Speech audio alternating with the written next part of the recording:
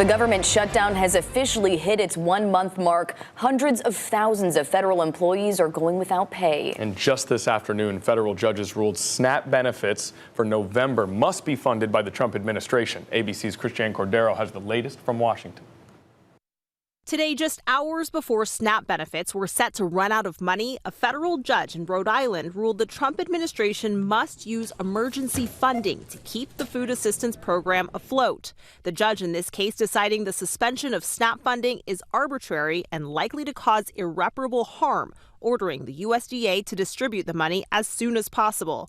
In a similar but separate case, a judge in Massachusetts ruled it's unlawful to cut SNAP funding but didn't specify how to fund it. Some 42 million Americans from just about every state rely on SNAP benefits to help put food on the table. The lawsuits follow an effort from Democrats demanding the USDA move money around. The money's there, and Trump has said, don't spend a dime. We want to use hungry people as hostages.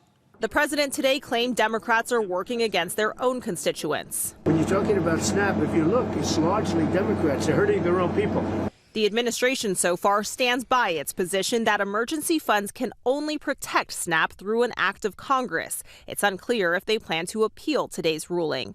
Caught in between, SNAP recipients like Sandra Esquivel. Yes, it's very helpful. I like to get the meat and the vegetables because that's the most important things. It's one of several consequences of a government shutdown that has left hundreds of thousands of Americans without a paycheck as it stretches into its second month. The sticking point, whether to negotiate extending Obamacare subsidies set to expire at the end of this year. If they do, health care premiums for the ACA's more than 20 million enrollees could skyrocket.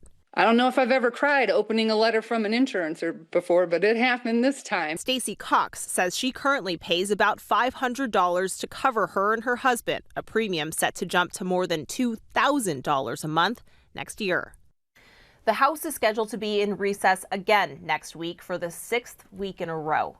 Members of Congress continue to get paid through the shutdown. Christiane Cordero, ABC News, Washington.